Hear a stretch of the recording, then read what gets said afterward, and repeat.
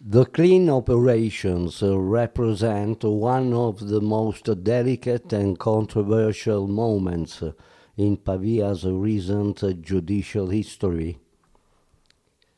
Born as a response to suspicions about contracts, favoritism, and alleged corruption networks, these investigations gradually took a central role in the local public debate. For months, the city lived in a suspended atmosphere, divided between those demanding absolute transparency and those fearing an excessive use of judicial power. The first signs of the investigation date back to a period when certain administrative anomalies began to surface persistently. Missing documents, accelerated procedures, and poorly justified decisions had drawn the attention of observers both inside and outside the institutions.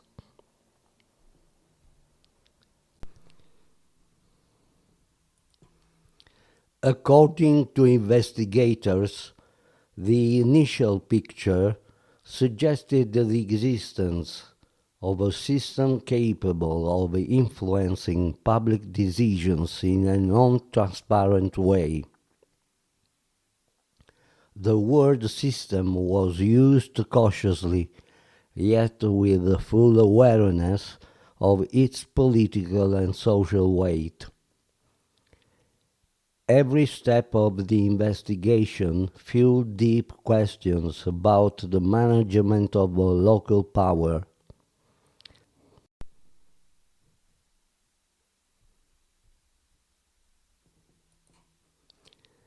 Many citizens began to wonder whether the city was truly protected from clientelistic dynamics that had already left indelible marks elsewhere in the country.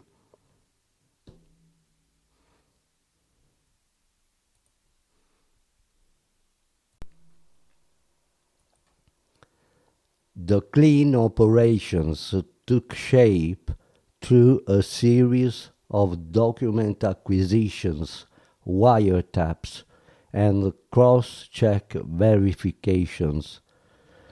Investigators worked silently for months, building a complex mosaic made of relationships, exchanges, and suspicious decisions.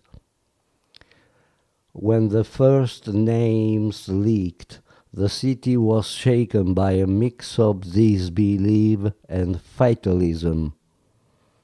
Some of those involved were well-known figures, present for years in the local administrative and entrepreneurial landscape.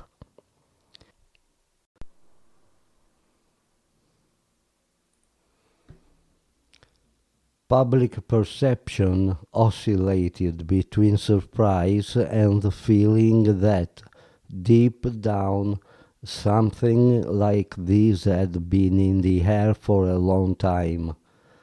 The investigations brought to light alleged episodes of favoritism in the management of public contracts.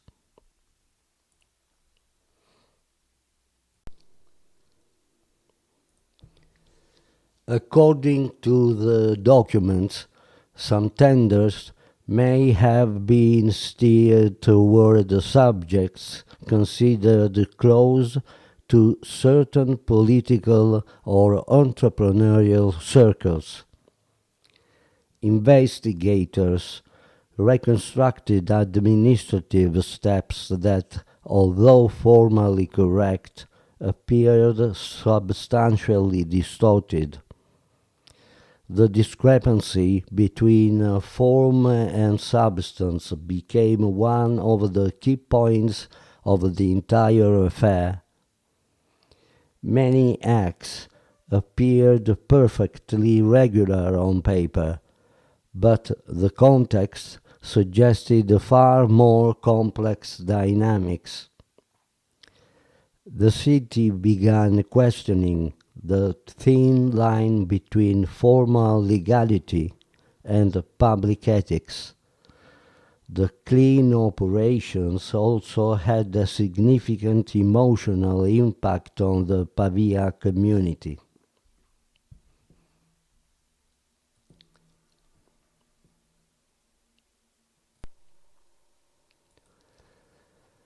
For weeks, bars, offices, and squares became places of a heated discussion. Every new detail fueled a climate of uncertainty and suspicion. Many citizens expressed fear that the city's image could be compromised for a long time. Others instead saw the investigation as an opportunity to restart with greater transparency.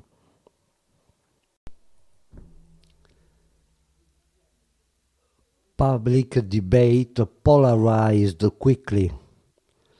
On one side, those who supported the need for decisive action to restore trust and legality.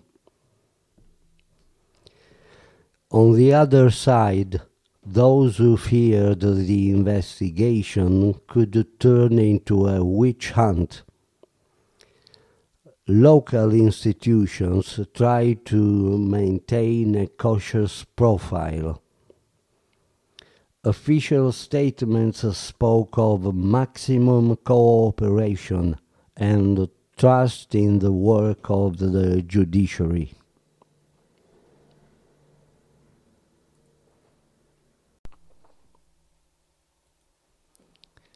However, behind the scenes, the tension was palpable. Many administrators feared the investigation could expand further. The widespread feeling was that the clean operations had only scratched the surface of a deeper problem. Investigators, for their part, continued working methodically, avoiding premature statements.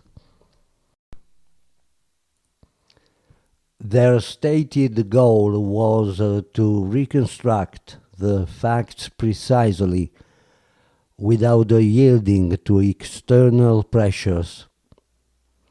The complexity of the investigation required time, resources, and great attention to detail.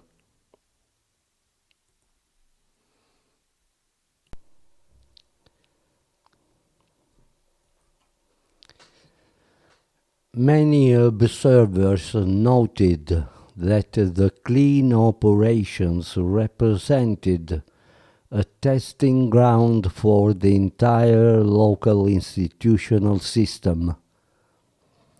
The ability to react with transparency and responsibility would be crucial for the city's future. The investigations also opened a broader debate on the relationship between politics and administration.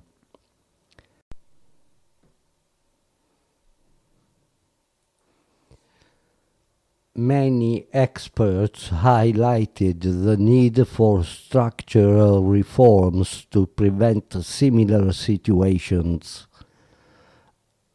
Among the most discussed proposals were increased digitalization, independent controls, and the revision of contract assignment criteria.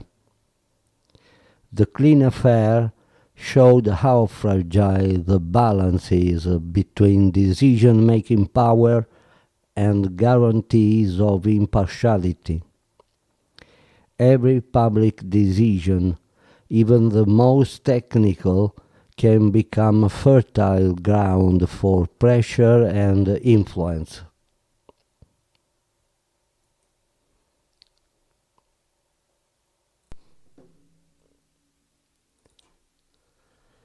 Transparency, in this context, is not just an ethical value, but an operational necessity.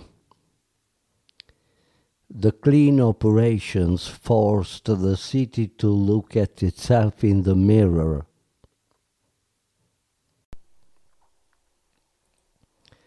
They questioned long-standing habits and power relations that seemed unchangeable.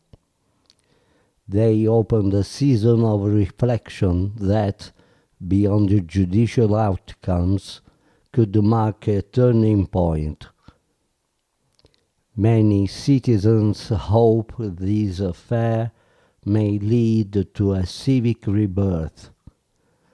Others fear everything may end in nothing. The truth, as often happens, will probably lie somewhere in the middle. What is certain is that the clean operations left a deep mark.